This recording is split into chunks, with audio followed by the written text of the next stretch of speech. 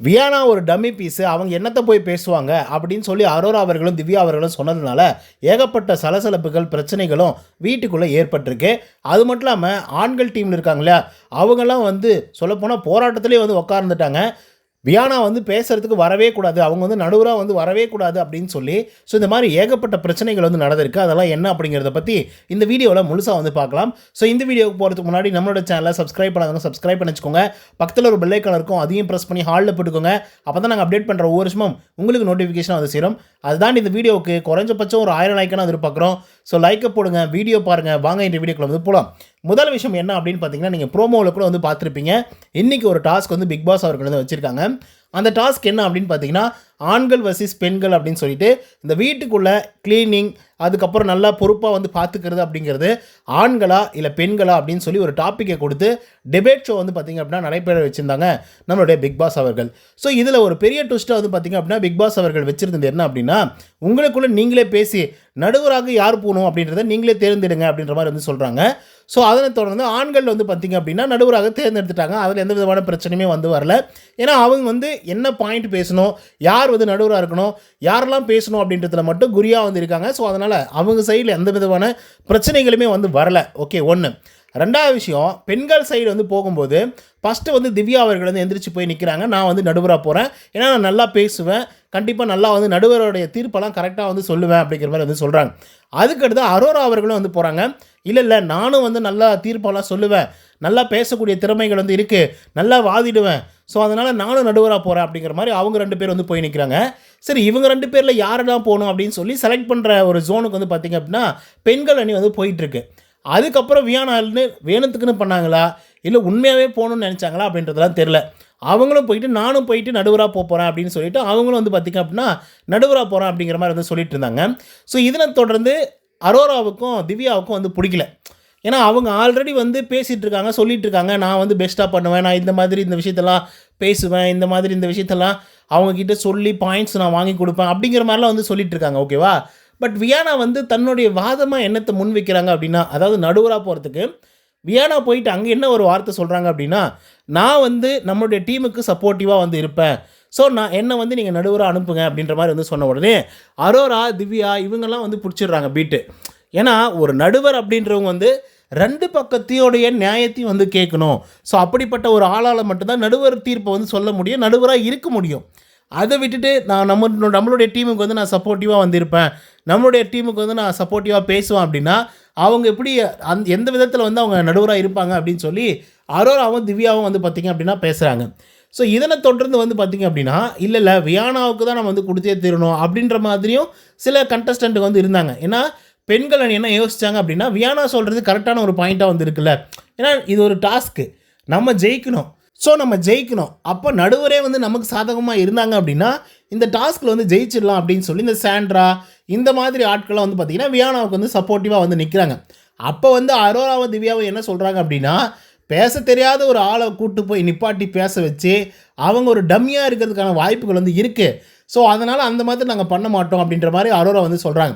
ஏன்னா அதுக்கு முன்னாடி கண்டஸ்டண்ட்டுங்க என்ன சொல்லியிருப்பாங்க அப்படின்னா, அதாவது பெண் கண்டஸ்டண்ட்டுங்கெல்லாம் இல்லை அரோரா நீ ரொம்ப அழகாக பேசுவ, பாயிண்ட் பை வந்தால் பாயிண்ட்டாக வந்து பேசுவேன், ஸோ அதனால் வந்து நீ நடுவராக போக தேவையில்லை, நீ வந்து டிபேட்டராக வந்து போயிடலாம், நீ வந்து போய் பேசுகிறதுக்காக போயிடலாம் அப்படிங்கிற மாதிரி சொல்லியிருப்பாங்க. அதே போல் திவ்யாவுக்கும் அதுதான் வந்து சொல்லியிருப்பாங்க, நீங்களும் வந்து பார்த்திங்கன்னா நடுவராக வேண்டாம், ஏன்னா நமக்கு வந்து பேசுகிறதுக்கு ஆள் வேணும், ஸோ அப்போ வியானா வந்து அனுப்பிச்சிடலாம் அப்படின்ற மாதிரி சொல்லும்போது இவங்க 2 பேரும் சேர்ந்துக்கிட்டு, அதாவது அரோராவும் திவ்யாவும் சேர்ந்துக்கிட்டு பேச தெரியும் அப்படின்றதுக்காக எங்களை உட்கார வச்சுட்டு பேச தெரியாத ஒரு ஆளை வந்து அதை டம்மியாக வந்து நீங்கள் நடுவராக போடணும்னு நினைக்கிறீங்களா, அதெல்லாம் வேணாம், அப்படிலாம் வந்து பண்ணக்கூடாது, நடுவர் அப்படிங்கிறது வந்து 2 பக்கமும் ஈக்குவலாக இருக்கணும், ஈக்குவலான பாயிண்ட்ஸை பற்றி பேசணும், ஸோ அப்படிப்பட்ட ஒரு ஆளால் வந்து மட்டும்தான் நடுவராக இருக்க முடியும் அப்படின்னு சொல்லி அவங்க வந்து சொல்கிறாங்க.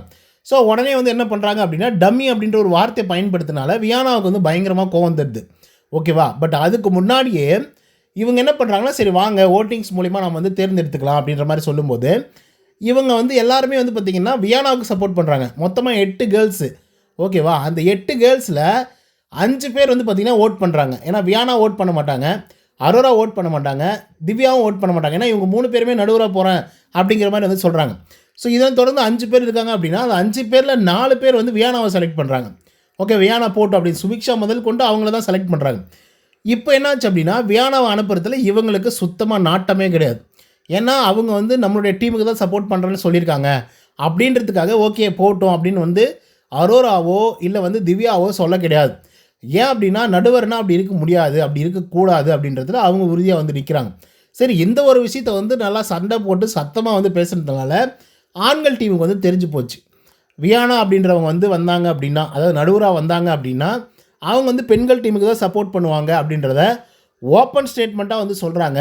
ஸோ, அதனால அவங்க வரக்கூடாது அப்படின்னு சொல்லி இவங்க என்ன பண்ணுறாங்கன்னா, தர்ணா பண்ண ஆரம்பிக்கிறாங்க. அதாவது போராட்டம் பண்ண ஆரம்பிக்கிறாங்க. வேண்டவே வேண்டாம், வேண்டவே வேணாம், வியானா வந்து வரக்கூடாது அப்படின்னு சொல்லி அவங்க போராட்டம் பண்ண உடனே, பெண்கள் வந்து பார்த்தீங்க அப்படின்னா, அந்த ஒரு விஷயத்த வந்து மாற்ற ட்ரை பண்ணுறாங்க. சரி ஓகே வியானா வேணாம் அப்படிங்கிற ஒரு முடிவுக்கு வந்து போகிறாங்க. ஆனால் ஆண்கள் வந்து என்ன சொல்கிறாங்க அப்படின்னா, வியானா வந்து வரக்கூடாது, நீங்கள் அரோராவே கொண்டு வாங்க, ஏன்னா அவங்க தான் கரெக்டாக பேசுவாங்க, நியாயமாக பேசுவாங்க, 2 டீமுக்கும் வந்து பேசுவாங்க, அவங்க தான் கரெக்டாக நடுவராக இருக்குவாங்க அப்படின்னு சொல்லும்போது, அதை வந்து பார்வதி வந்து எதுக்குறாங்க. ஏன்னா இப்போ வியானா வேணான்னு சொல்கிறதுல நியாயம் இருக்குது, ஆனால் அரோரா தான் வேணும் அப்படின்னு சொல்கிறதுல அதில் கொஞ்சம் நியாயமெல்லாம் இல்லாமல் இருக்குது. ஸோ அதனால் யார் வரணும் அப்படின்ற முடிவை நாங்கள் எடுத்துக்கிறோம். ஓகே, ஸோ அப்படி இருக்கும்போது நீங்கள் எடுக்காதீங்க அப்படின்ற மாதிரி பார்வதி வந்து சொல்லிட்டு இருக்காங்க. இதுக்கிடையில் அந்த டம்மி அப்படிங்கிற ஒரு வார்த்தையை வந்து பயன்படுத்தினால செம காண்டாயிட்டாங்க வியானா. அது எப்படி அவங்க வந்து அப்படி சொல்லலாம் அப்படின்னு சொல்லி அரோரா கிட்டேயும் திவ்யா கிட்டேயும் சண்டைக்கு போகிறாங்க நம்மளுடைய வியானா. அப்போ அரோரா வந்து எக்ஸ்ப்ளனேஷன் வந்து கொடுக்குறாங்க. என்னங்க நடுவர் அப்படின்றவங்க வந்து நேர்மையாக இருக்கக்கூடிய ஒரு ஆள், தீர்ப்பை கரெக்டாக சொல்லக்கூடிய ஒரு ஆளாக தான் இருக்க முடியும். ஆனால் நீங்கள் சொல்கிறது வந்து நம்மளுடைய டீமுக்கு சப்போர்ட் பண்ணுவேன் அப்படின்னு சொன்னால் நீங்கள் நடுவராகவே இருக்க முடியாதுல்ல. ஸோ அதனால தான் நாங்கள் அப்படி சொன்னோம் அப்படின்ற மாதிரி சொல்கிறாங்க அரோரா. பட் அப்பயும் வந்து பார்த்திங்கன்னா வியானா வந்து ஏற்றுக்கல.